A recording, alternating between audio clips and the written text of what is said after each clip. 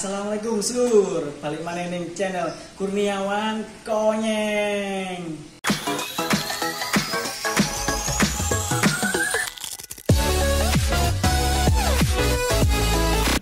Oke Seluruh, kali ini saya sudah bersama seorang pengusaha UMKM di Kota Malang. Dengan siapa kita kali ini? Yuk kita langsung saja ngobrol bareng and sharing bareng Bu Karsi. Assalamualaikum Bu Karsi. Waalaikumsalam. Gimana kabarnya Bu? Alhamdulillah. Sekarang kesibukannya apa Bu? Usaha keripik tempe. Tempe. Iya. Oh seperti ini Bu ya, macamnya Bu ya, keripik tempenya ya. Keripik tempe itu Ibu ngolah sendiri atau gimana Bu? Keripik tempe ini saya alhamdulillah produksi sendiri. Ya dibantu sama keluarga sama anak-anak, juga sama pegawai. Oh, berarti selain ibu rumah tangga ya Bu ya, Iya. Ibu juga mempunyai usaha sendiri, Iya. gitu ya. Terus gimana sih Bu awal mulanya Ibu mulai usaha keripik tempe ini Bu? Boleh nggak diceritain Bu? Awal mulanya sih dulu itu hanya iseng kepingin membantu penghasilan suami supaya ada penambahan gitu ya. Saya berusaha bikin kecil-kecilan, kayak harus bikin mulai dari kemasan yang kecil yang harus tak taruh di toko-toko itu. Enggak seperti ini. Kalau sekarang kan seperti ini. Kalau dulu itu masih kecil untuk pas tokonya itu enggak kayak ini, masih los gitu ya. Masih belum ada brandingnya kayak gini mungkin ya? Kalau branding itu pertama sudah. Oh, sudah ada. Karena branding ini kan untuk memperkenalkan produk. Bahwa produk ini memang harus ada orang yang kenal gitu, lebih cepat kenalnya itu ya. Cuman kemasannya nggak seperti ini dulu. Dari awal namanya juga Bu Karsi ini Bu ya? Iya, tapi dulu tuh bingung mau cari nama, itu juga bingung. Ini ada keripik tempe, mau bisa bikin keripik tempe, mau kasih nama, kalau nama apa ya, kayak kesulitan ya. Akhirnya saya berpikir, daripada ribet-ribet aku bikin namaku sendiri aja, nanti supaya kalau sudah berjalan sekaligus aku mengenalkan produkku, juga mengenalkan namaku. Oke.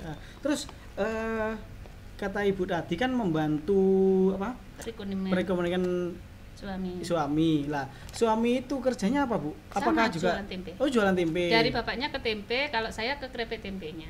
Oke, berarti yang mentahannya bapaknya, Ibu yang matangkan gitu ya. Iya. Oke. Terus mulai kapan Bu memulai bisnis ini? Maksudnya tahun berapa? Kira-kira masih ingat nggak Bu? Kalau mulai bisnis sih mulai tahun 2010-an lah, itu sudah mulai. 2010. Terus Bapak sendiri untuk usaha tempenya itu udah lama Bu? Oh lama, Bapak mulai sudah 30 tahunan. 30 tahunan ya. Terus alasannya apa sih Bu? Ibu sampai usaha memilih usaha keripik tempe ini? Kan banyak nih bidang usaha yang lain gitu Bu. Ya alasannya kan memang tempe sudah ada ya di kampung Sanan ini, sudah ada keripik tempenya sudah siap. Jadi alangkah baiknya kalau saya ini harus bikin keripik tempe supaya ada yang lain, masa harus tempe tok. Jadi biar lebih kreatif ya. Gitu. Ya alhamdulillah akhirnya jalan. Alhamdulillah. Terus dari mulai bisnis keripik tempe ini Bu ya, dari 2010 Bu nggih. Iya. 2010 sampai saat ini, sampai mungkin bisa dikatakan sukses seperti ini Bu ya. Itu pasti ada banyak kendala-kendala Bu ya. Apa aja Bu kira-kira Bu kendala yang dialami mulai nol Ibu memulai bisnis sampai sekarang ini Bu? Ya kalau kendala itu pasti ada. Seperti kalau kita mau cari pasar, seperti kayak di toko, kayak di warung-warung itu kan juga sulit ya. Kadang-kadang itu kita itu harus benar-benar pinter-pinter memilih toko yang kita titipin produk, karena orang itu kadang bisa produksi tapi kalau pasarnya belum jelas kan ya susah ya. Susah betul ya. Bu. Jadi biar bagaimanapun saya terus mencari sampai sekarang ini. Cari toko-toko itu memang nggak gampang ya. Harus menemukan toko yang pas, yang bisa memasarkan produk saya ini. Ya alhamdulillah sekarang ini dari pelan-pelan saya sudah menemukan toko yang pas dengan saya sebagai apa, kita bermitra ya. Nggih, Kita nggih. bermitra sama toko itu, ya ini sudah dapat gitu. Oh, berarti kendala utama kendala utama dari Ibu yaitu pemasarannya, Iya. gitu kan ya. Pemasarannya keripik tempe yang di awal mungkin sangat sulit gitu, Bu, Iya. ya. Terus cara mengatasi kendala pemasaran itu, Bu, yang dilakukan Ibu apa sih? Kiat-kiatnya Ibu itu, kok? Kalau mengatasi untuk pemasaran, Pemasarannya gitu ya. kalau mengatasi pemasaran, kalau saya kira ya yang penting saya harus memberanikan diri untuk menawarkan produk saya. Ya memang kadang-kadang kan nggak pede ya kalau kira-kira nanti diterima apa enggak loh kan, pikiran itu ada. Tapi setelah aku langsung masuk, yang penting aku titip, nanti misalnya diterima alhamdulillah, misalnya enggak ya enggak, mungkin masih belum, tapi kan di situ juga aku harus benar-benar tahu, oh pasar ini bagus untuk keripikku, ini pasar ini enggak bagus, ya di situ saya harus benar milih-milih gitu. Awal dulu itu berarti Ibu menjajakan di toko-toko warung-warung gitu, Bu, atau gimana? Enggak sih, dulu itu cuman reseller. Reseller, Ya. oke. Dari reseller kita diambil, saya produksi, resellernya ke rumah ngambil. Oh, yang ngambil ke rumah Iya, gitu ya. cuman nggak banyak reseller yang benar-benar harus konsisten, itu enggak. Jadi ada yang sudah laku, terus ada produk lain ngambil produknya orang lain. Oh, gitu. Jadi kadang-kadang susahnya di pengrajin. Pengrajinnya. Iya, soalnya kan beliaunya kan tetap sudah bawa kayak produk saya sudah dijualkan, terus beliau ngambil lagi ke produk teman gitu loh. Jadi kan memang kita itu harus terjun cari sendiri kayak toko-toko yang bisa menampung produk saya. Oke, terus ini Bu, banyak banget ya produknya Ibu. Kira-kira ada berapa macam ini ya, Bu ya? Ini ada ayam bawang pedas. Halo Selur, ini Selur. Bu Karsi keripik tempe ayam bawang pedas. Terus ada apa lagi, Bu? Pedas Ada manis, pedas manis, jagung bakar. Kira-kira kalau yang kemasan kayak gini ada berapa varian, Bu? Kalau kemasan yang ini ada kurang lebih 22 varian. Oke, Selur. Ada 22 varian untuk yang keripik tempe Bu Karsi yang kayak gini, kemasan kayak gini ya. Kalau yang kayak gini, Bu, kemasan kayak gini? Kalau yang ini 10 varian. Cuma 10 varian ya? Iya. Karena nanti kalau saya pakai 25 varian, nanti kebanyakan ininya nanti. Jadi kan lebih saya ambilnya di 10 dulu. 10 varian dulu. Iya, 10 varian dulu. Kayak ini juga 10 varian dulu. Ini 10 varian juga. Iya. Kalau ini kan ada di depannya itu. Oh, ini yang bentuk kotak.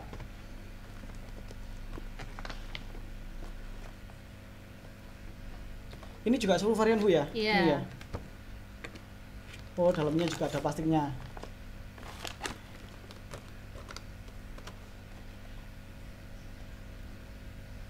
Dari total berapa, Bu? 20 varian jenengan nggih. 22 varian. Selain itu, Bu, selain keripik tempe ini, jenengan ada bisnis atau usaha sampingan, Bu? Ada. Saya kerja sama keluarga untuk menjual madu. Madu ini, Bu, ya? Iya. Ini ya. Oh, ini bisnis keluarga, Bu, Iya. ya? Madu ini ya. Madu dari Lebah. Enggak, maksudnya itu dari kota Malang sendiri atau mana, Bu? Dari saudara yang di Mojokerto, Iya. gitu ya. Oke, madu. Ada berapa varian, Bu, madu? Madu, kalau variannya cuma satu varian, cuman kemasannya yang ada 6. Ada 6. Iya, 6 kemasan. Cocok banget ini, Surul, untuk membantu menjaga daya tahan imun kita Apalagi di saat pandemi seperti ini, Bu, ya. Ya, selama pandemi memang harus. Boleh nggak, Bu, dijelasin secara singkat sih proses produksinya keripik tempe ini, Bu? Bisa. Secara singkat aja sih, Iya. gitu. Dari awal kayak tempenya, Ibu ya. Iya. Mulai dari tempenya itu kayak gimana? Ya, kalau dari awal tempe ini kan kedelai itu kan sudah diproses ya. Kedelai Ya, itu sudah diproses. Kalau diceritakan untuk pemrosesan mulai dari kedelai itu kan panjang ya. Oke, yang mungkin jelas dari kedelainya, pengemasan itu yang ya. sudah jadi. Kalau saya kan biasanya kemasan yang sudah jadi itu saya kemas lagi bulat panjang, itu itu 2 hari. Dalam waktu 2 hari itu sudah bisa, kalau sudah ngapuk kan sudah bisa dipotong-potong. Nggih. Dipotong-potong. Setelah dipotong-potong itu ditempatkan di kotak, di lengseran itu Tapi dibagi. nggak langsung digoreng Bu ya, berarti ditaruh di tempat sendiri untuk Cuman dibagi aja, dibagi ya. biar kan kadang penggorengan sama pengirisan itu lebih cepat yang goreng. Hmm. Jadi biar nggak sampai berhenti, kita pakai baki seperti kayak ini cuman putih agak besar kayak ini ya. Agak Jadi besar ya. Itu nanti untuk menampung yang sudah dipotong-potong. Potong-potong. Itu setelah habis dipotong-potong dari tempe utuh tadi Bu ya, dipotong-potong dulu, ditaruh di tempat kayak gini yang agak besar. Setelah itu didiamkan atau langsung digoreng atau gimana Bu? Iya, kita siapkan bahannya. Kita siapkan tempat penggorengan dan tepungnya. Oh, tepung dulu ya. Iya. Tepung bumbunya itu ya. Bumbunya, rempah-rempahnya itu tadi sama tepungnya kita siapkan, terus sambil menunggu minyaknya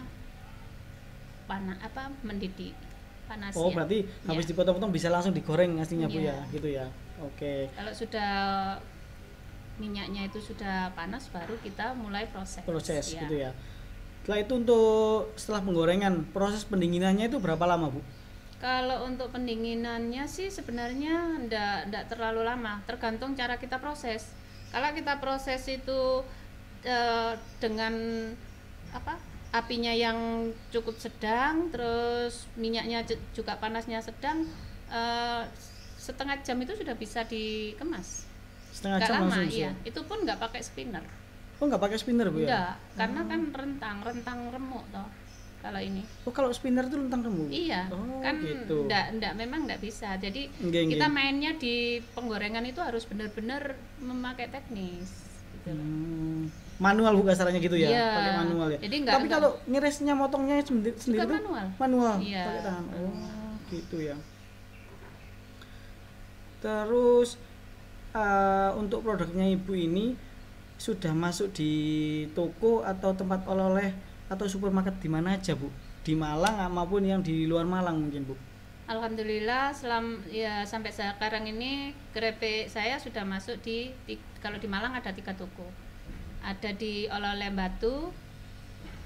Oleh-oleh Batu itu di Royal ATK sama di Transmart Malang. Sama di Malang Strudel. Oh, sama di Malang Strudel. Ya, itu yang di Malang. Di Malang. Ya. Terus ada yang di luar kota mungkin? Kalau yang di luar kota itu ada di Surabaya, cuman kayaknya di kantor-kantor kayak kantor-kantor ada supplier yang dibikin di kantor-kantor gitu. Di kantinnya kantor itu banyak. Oh, gitu. Ya, supplier yang dijual lagi di kantor-kantornya itu. Terus ceritanya gimana Bu, kok bisa sampai pemasarannya sampai keluar kota gitu? Awalnya gimana Bu? Kalau pemasarannya ya alhamdulillah, mungkin karena ini juga campur tangannya dari pemerintah, saya sering difasilitasi untuk mengikuti kegiatannya mulai dari pelatihan sampai ke event pameran. Oke, pemerintah maksudnya lebih spesifik itu ke apa Bu? Pameran. Bukan, maksudnya dinas apa? Oh, dari Dikopindak. Oh, di Komindak. Iya, di Komindak itu saya sering ikut pelatihan gitu Bu ya. Iya, kalau pelatihan saya yang sering saya bawa sebagai tester, saya selalu bawa keripik tempe karena untuk memperkenalkan produk. Oke. Jadi saya lebih mengutamakan ke tester daripada brosur. Oke. Biar orang itu langsung tahu rasanya gimana sih. Sama kartu nama. Hanya itu sih, dari dulu saya kemana-mana selalu bawa kartu nama. Sambil ngobrol kita boleh cicip Bu ya? Boleh. Pengen tahu sih rasanya kayak gimana. Yang di bawah. Oh, yang di bawah ini ya. Iya. Kan banyak nih Bu ya keripik tempe di Kota Malang ini Bu ya. Pengrajin keripik tempe. Gimana sih, pengen tahu rasanya bedanya dengan yang lain itu kayak gimana?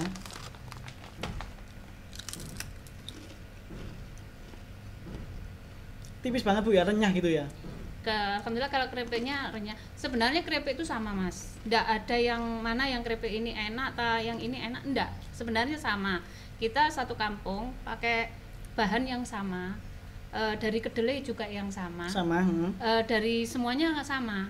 Cuman alhamdulillah kadang-kadang kalau saya sih mikirnya kok kok keripik saya lancar, mungkin tak taruh di mana-mana lancar, di pameran pun saya sering lancar ya, sampai pulang pun sering kehabisan ya. Mungkin karena mereknya itu sudah ada. Nama Bukarsi sendiri tadi ya, jadi brand nama nama Bukarsi brandnya itu ya. ini sudah ada, jadi di mana-mana orang tahu Bukarsi gitu loh. Feng Shui-nya nama Bukarsi Ya, gitu ya. Jadi kalau masalah yang lainnya sih sama sebenarnya. Sama Bu ya. Terus yang untuk di luar Indonesia ada Bu? Ya ada sih, kayak ini kemarin juga ikut apa? Iya ikut di Indonesia Mall. Alhamdulillah kemarin itu juga sudah Indonesia Mall Bu? Iya Indonesia Mall yang dulu itu toko e-commerce yang toko online-nya Indonesia Mall. Toko online-nya Indonesia Mall. Iya, dulu tuh kayaknya yang bina dari BI, Bank BRI kalau nggak salah. BI. Bank BRI. Oh, Bank BRI. Iya, itu dulu. Kemarin tuh sempat kirim ke Singapura. Singapura. Iya. Berapa Bu? Berapa sekali pengiriman ke Singapura itu bisa sampai berapa piece atau berapa jumlahnya Dulu total? sebelum pandemi itu pertama 200, terus 400. Jadi sekarang sudah menurun karena sekarang kan sudah kena pandemi juga. Iya, betul sih. Gara-gara efek pandemi ini ya Bu ya. Iya. Nah, terus sekarang kan Ibu ke di mana, di wilayah Kota Malang, di mana Bu? Di Royal Attica, Transmart sama Malang Sudel.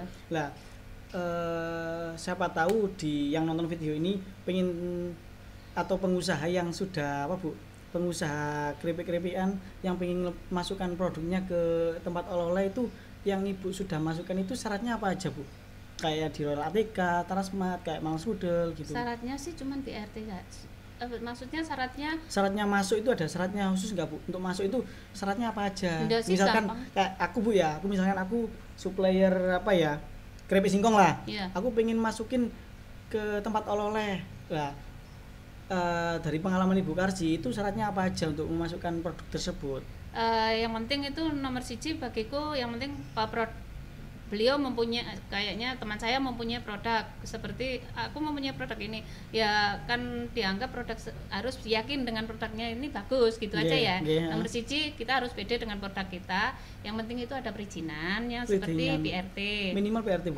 Minimal BRT itu sudah bisa. Untuk aku lihat punya Ibu udah halal Bu ya, halal. Udah lengkap. Udah halal. Iya. Apa harus halal juga Bu yang masuk ke tempat oleh-oleh itu? Kalau oleh biasanya halal itu ada yang diharuskan, ada yang enggak. Ada yang diharuskan, ada yang enggak. Yang diutamakan memang BRT. BRT minimal iya, BRT Bu ya. BRT itu yang diharuskan. Oke, seluruh bagi pengusaha yang sudah atau yang mau memulai usahanya, kalau mau memasukkan ke tempat oleh-oleh minimal syaratnya harus ada surat perizinannya minimal PRT. Gitu, PRT Bu ya. Kalau halal belum Bu ya? Halal ada yang sudah. Memang ada toko yang memang harus ada halalnya, dan ada yang minimal PRT aja. Minimal BRT itu. Okay. Cuman kalau seperti ke luar itu yang diutamakan justru kadang nutrition itu juga menambahi nilai daya jual juga. Jadi sini punya keripik tempe Bukarsi itu udah ada informasi nilai gizinya. Iya. Jadi ini yang buat keluar Bu ya, keluar negeri itu Bu ya. Sebenarnya bukan keluar saja, ya walaupun di Indonesia juga harus, karena ini untuk memperkuat brand juga Bu ya. Jadi sudah dianggap bahwa izinnya ini memang benar-benar sudah lengkap. Gitu. Oke. Mungkin kalau dilihat dari segi kemasan punya Bukarsi ini sangat lengkap. Mulai dari komposisi ada, informasi nilai gizi, halal, terus PRT. Oke. Terus Bu, kan ada nih saat pandemi ini kan banyak banget pelaku usaha baru, gitu kan, yang mau memulai bisnisnya. Kata Ibu tadi, minimal harus ada PRT untuk memasukkan produk ke tempat oleh-oleh atau toko supermarket, minimarket lah, gitu. Ya Kak, Transmart, Malang Sudel, Royal Attica tadi kan ya, itu minimal kan ada PLT-nya. Lah, misalkan pengusaha pemula ini kan terkendalanya kan perizinan kayak gitu Bu. Bisa dikasih masukan nggak Bu? Cara ngurusnya PRT itu kayak gimana Bu? Pernah? Secara pengalaman Ibu deh. Iya. Kalau PRT saya kira gampang, karena PRT itu kan pokoknya kita punya produk, kita punya brand, sudah ada brand, ada merek itu Mas, sudah bisa kita ajukan ke dinas kesehatan. Jadi di dinas kesehatan situ nanti didaftarkan bahwa saya mempunyai produk ini, minta izin surat BRT-nya itu baru diproses, diterima dan diproses, nanti nunggu diundang nanti ada sosialisasinya. Sosialisasi dulu. Iya, Oh, berarti gini Bu ya, awalnya itu kita punya bawa brand. produk, Iya. produknya kita bawa ke dinas kesehatan. Iya. Kalau di Malang ini dinas kesehatan di mana Bu? Dinas kesehatan kalau dulu adanya di Sulfat. Sulfat. Di Sulfat ini ada, Aha. cuman sekarang Jalan ini Sulfat itu Bu ya? sekarang ini kan harus lapor dulu ke terpadu, kantor terpadu. Jadi Oh, lapor dulu jadi- ke sana. Jadi harus lapor dulu bawa produk, lapor Iya. dulu ke kantor terpadu. Iya. Setelah itu langsung Ke dinas kesehatan. nanti nunggu. Dari kantor terpadu itu kita dapat surat-surat atau belangko Bu, Iya, untuk melanjutkan ke dinas kesehatan Iya. gitu. Setelah dari dinas kesehatan dapat nunggu undangan, nanti ada sosialisasi. oh gitu. Setelah- Kita nggak ngisi Iya, tentang belangko. merek kita Iya, belangko. pas di dinas kesehatan itu Iya, ya. Oke.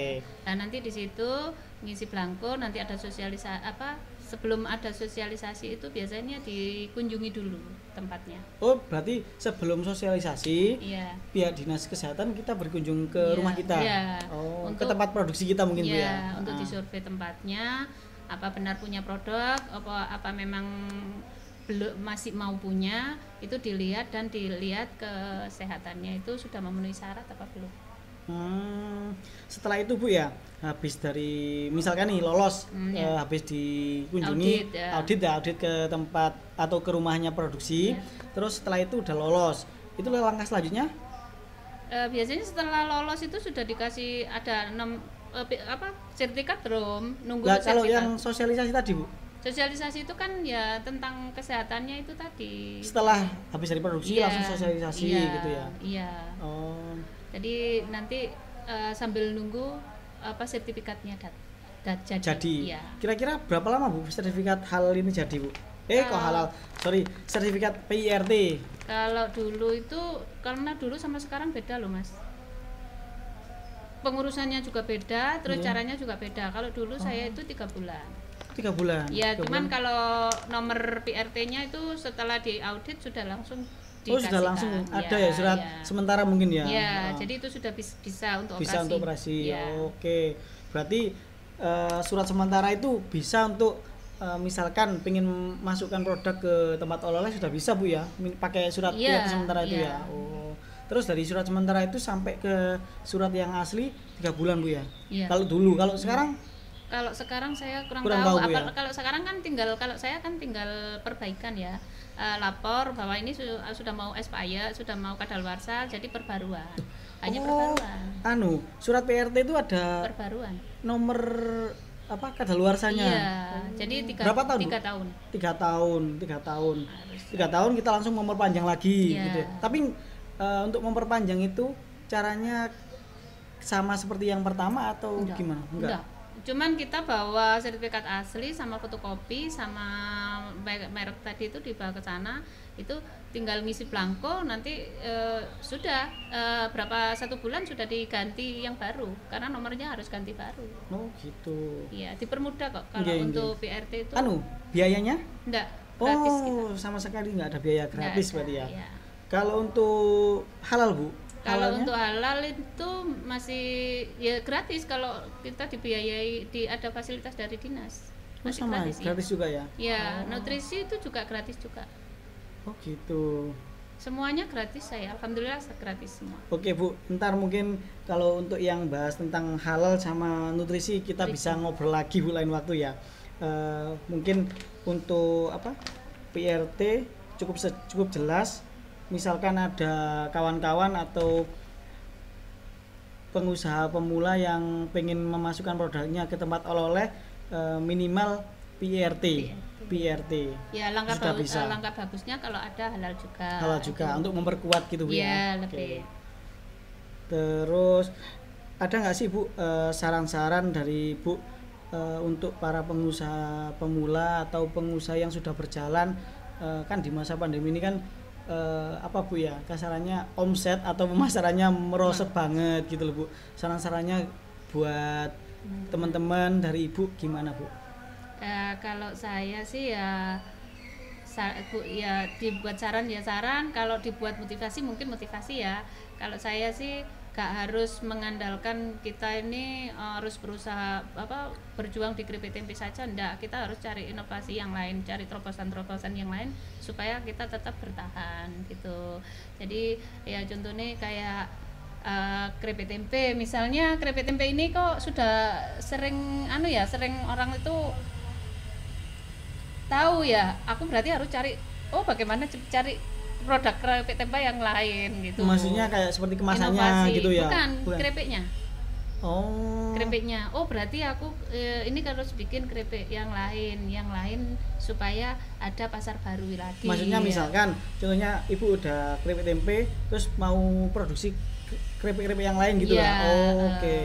Adakah Bu selain tempe Ibu produksi yang lain? Ada. Produksi sendiri. Ya kan di sela-sela kayak saya libur gitu, enggak produksi keripik tempe, aku harus bikin yang lain. Cari mentahan seperti kayak samiler, kayak apa itu ramba, itu kan juga untuk varian. Itu cukup mudah Bu ya, tinggal goreng aja mungkin ya. Iya, cuman gitu ya kayak ramba itu kan nggak gampang. Oh gitu. Kalau ini nggak ada barangnya Bu ya? Kebetulan nggak bawa Bu ya. Iya. Oke, kita sambung lagi ntar Bu ya. Kita bahas semua produknya Ibu. Oke. Gimana Bu tadi untuk keripik ramba gimana? Agak susah kata Ibu. Iya, kan nggak gampang ya. Kayak keripik ramba itu harus digoreng langsung jadi kan enggak. Memang ada tekniknya juga. Kalau kepingin hasilnya bagus. Iya wis, ntar dibahas di lain waktu kalau tentang keripik yang lain. Oke Slur, bagi teman-teman yang ingin mendapatkan keripik tempe Bukarsi, khususnya yang wilayah Kota Malang atau teman-teman yang di Kota Malang atau di luar Kota Malang, bisa dapetin di tempat oleh-oleh Bu ya. Di Royal Atika Batu, di Transmart, sama di Malang Serudel. Kalau online-nya di mana aja Bu? Di Tokopedia sama Shopee. Namanya Emak News. Toko apa? Tokonya namanya Mak News ya? Emak News. Oke. Emak News. Terus ada Instagram mungkin? Instagramnya Bukarsi keripik tempe. Terus Facebooknya juga. Facebook ada. Facebook apa namanya Bu? Bukarsi keripik tempe juga. Oke Bu, terima kasih banget Bu ya sudah bisa meluangkan waktunya untuk kita ngobrol and sharing tentang usahanya Ibu. Iya, saya juga terima kasih sudah bisa diundang, diajak di bincang-bincang bareng, sharing bareng. Oh iya Bu, kapan-kapan kita bisa ya main ke tempat produksinya Ibu.